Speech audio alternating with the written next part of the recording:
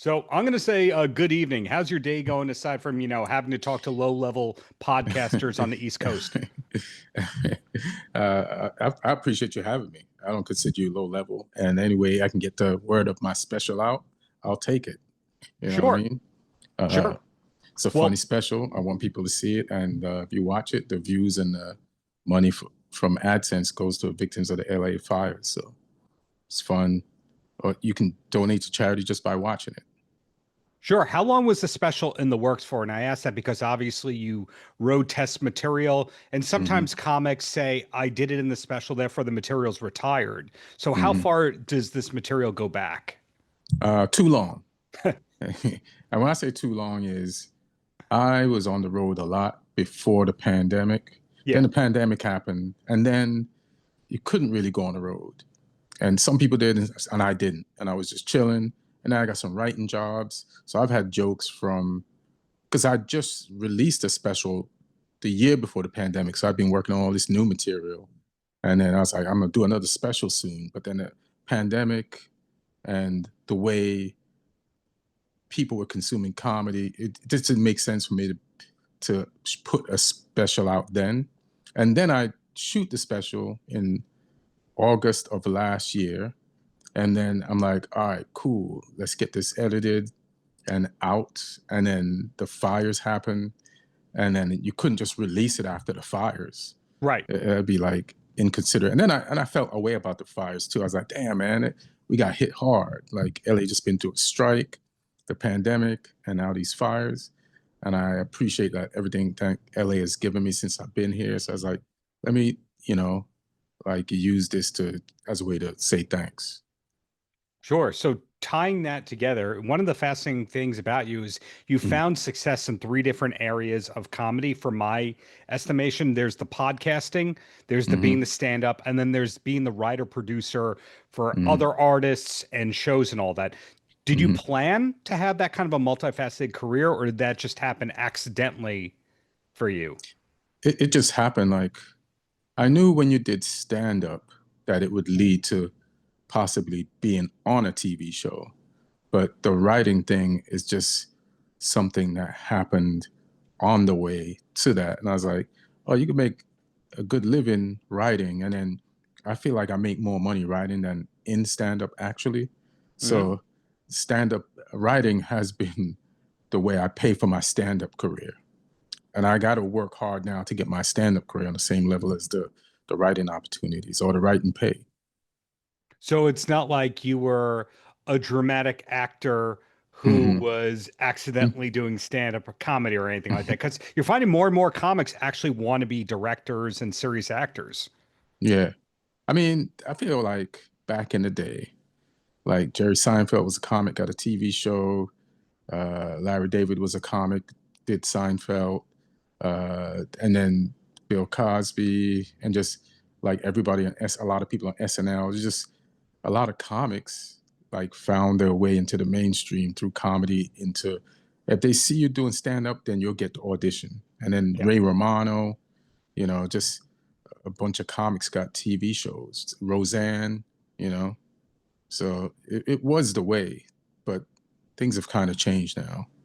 Things have changed, but at the same time, you shot this special at the Comedy Store, which is where a Hmm. lot of those comics got their start. Is that considered your home club, Comedy Store? Yeah, yeah, that's my home club. It's one of my home clubs.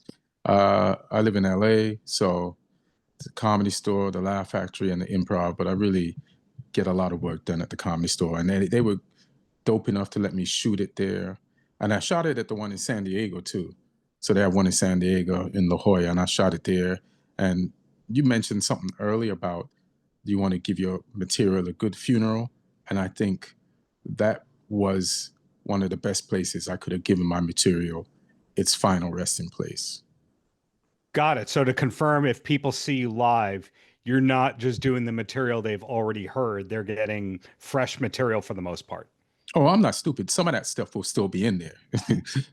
Now, most of it, I think I've come up with like maybe half an hour of Mhm. newer stuff. So maybe just to strengthen things, I still want people to have a good show, and there'll be people at the show that haven't seen me, but every day I'm getting closer to getting rid of all of it.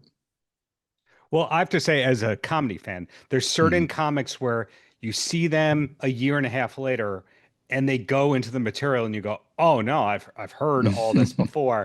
And then there's other people like Dice Clay where you know it's new except for when he does the last 90 seconds of the nursery rhymes Mhm. and that it's going to change every year, year and a half. Now, for your day job, for lack of a better term, you're Mhm. writing all the time. What percentage of material do you write? What percentage goes into your stand up, would you say? As it depends on the amount of time I put into the stand up. Like now I'm not on the road, Hmm. but I will be in 2 weeks when this job is over. So then I'll be able to put more time into stand up. But it's not just writing on a show. You know what it is? Like you gotta like do podcasts. You gotta learn how to edit. Hmm. So if you shoot a sketch so you can edit, you gotta learn how to direct a sketch. You gotta figure out how to get a camera from somewhere, get some people together and write and shoot those things so that you just constantly have content. It's just Hmm. you're not even just writing stand up when I'm not on a show. Like yesterday I just did a 2 days ago, I shot something with some friends so that we could have it for content. This weekend, I'll shoot some sketches with another friend of mine just to have it for content to just keep it all going, you know? So when you're not creating, you're creating. That's what I'm hearing. Yeah, it's becoming like, man, I thought you could just be in comedy, make it, and be on easy street. This shit just got harder. But I love it. So it's a good thing I love it. Well, how do you decompress when you don't have to work or be creative? I watched my soccer team lose. They've been on a strong losing streak recently. No, actually, they've gotten better. They won their last 3 games, but yeah, that's I watch some soccer. So that ties in with your podcasting with the soccer comic rant. Yeah, yeah. But I So actually stopped doing it just to like focus on like let me get this special. I need to put energy into stand up, just stand up. is there a big community of comics who are huge into soccer these days? Yeah, it's bigger than you think. Like Judah Freelander, I've played with him before. The guys that own Gotham, like both of those brothers can play. Uh, I played with a bunch of comics. Stuart Thompson. I don't know if you know him. Hmm. Damn, I just can't remember all of their names. Sometimes during World Cups, like I will be with a bunch of comics at a bar that we used to go to on Melrose and watch, stay there the whole day. Maz Jabrani, I played with Maz, watched Oh, games with Maz. Yeah. where I was going with that was if you go back a generation and a half before you with Gary Shandling and his weekly basketball game, a lot of Hmm. people got work or found their footing in comedy because they could play basketball. I Hmm. was wondering if there were certain jobs you got because of soccer or correctly, as we should call it, football. No, you lose jobs if you play soccer. You better continue to play basketball. You just play soccer on the side. There's nobody in soccer and comedy that can help you out. Wow. Well, the other side of the soccer thing I heard with music in LA.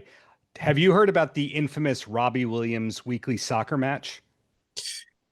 I don't know if they still do those, but you know what's crazy?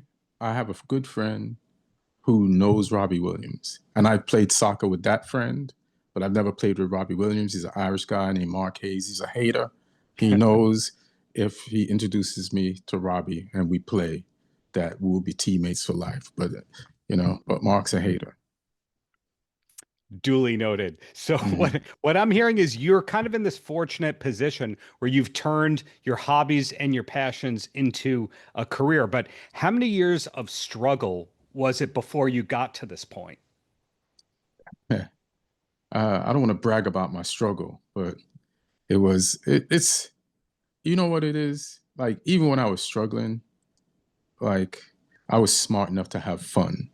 Hmm. And I was like measuring like my time in laughter.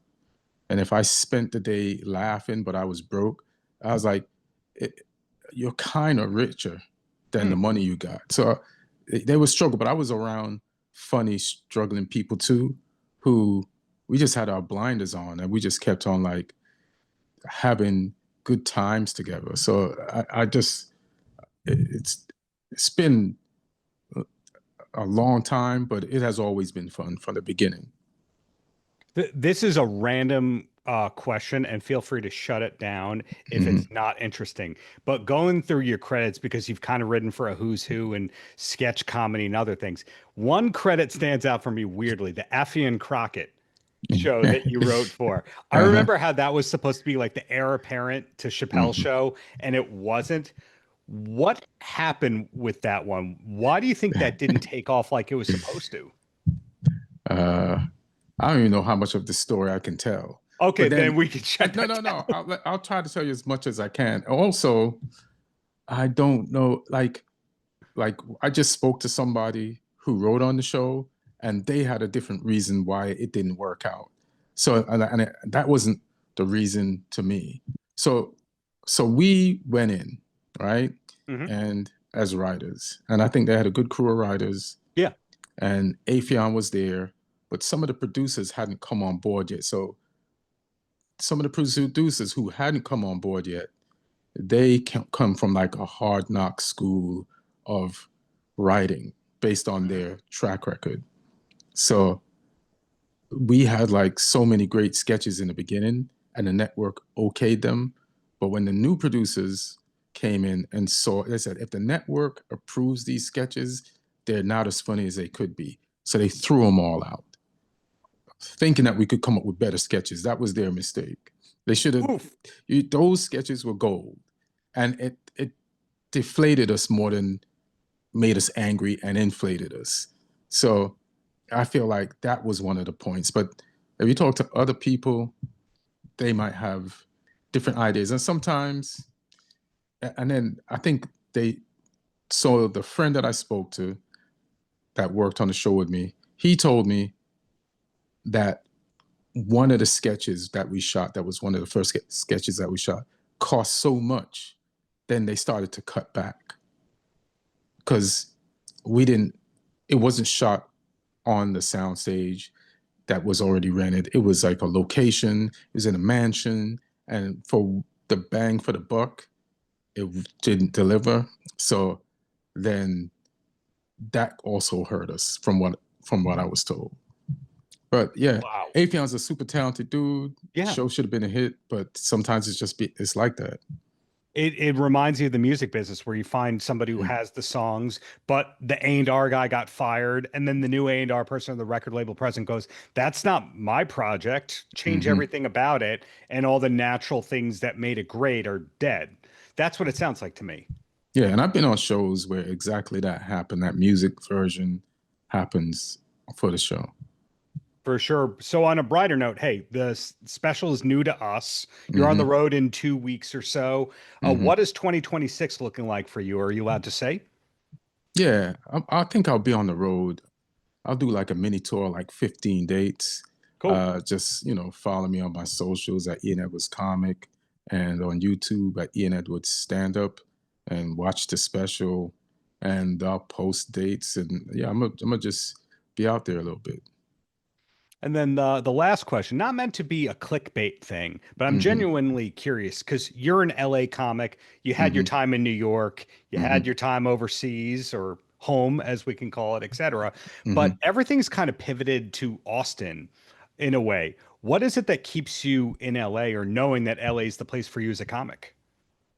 The thing that keeps me from moving to Austin is the heat. Okay. Like, I don't know if you've ever been there in August, Yeah. but that shit is unbearable. And you're talking to somebody that grew up in Jamaica. Yeah. Like, I I felt like somebody had pressed the sun to my skin. Like during the day, you're in, and then when I stayed in a hotel once, just up the street, it's 3 blocks from the club that I was going to. And by the time I walked to the club, I was soaked. I had to perform in a soaked shirt. Like it's hot, bro. So it's not philosophy. It's not going, I don't want to be associated with X, Y, and Z. No, I Not that got you a lot can't of get sets. It's just too hot. yeah, I got a lot of friends there, and they're the homies. And when I do go there, when the weather's right, there's comedy spots all over the place. I would encourage any young comic that wants to get stage time to move to Austin. That's I feel like a cheaper cost of living than New York, Mm-hmm. and instant stage time. So you have a better chance of getting better, faster at a cheaper entry level cost of living. Yeah. And do you feel that they're realizing that about the heat and the air conditioning the way that Vegas does, or are they way behind that in Austin right now? It's just outside is hot, man. It's like in Vegas, you could be in one casino the whole week and don't even realize you left. You didn't leave the hotel, like, but in Austin, it's just buildings. You have to leave those buildings, or you just stay inside until it gets dark and it drops 1 degree. That is the most honest and awesome Austin take that I've ever heard. And feel free to save that for the other podcast to get the clickbait. But bottom line is, I'm looking forward to the next special. Looking forward to seeing you on the road, and keep up the great work, Ian. Out. It's wonderful to see a comic who's honest and smart and relatable, and it's not that different from the guy that we're seeing on stage either. Oh yeah, thank you. I appreciate that. I like that breakdown of me. I'll take that any day. Paltrow.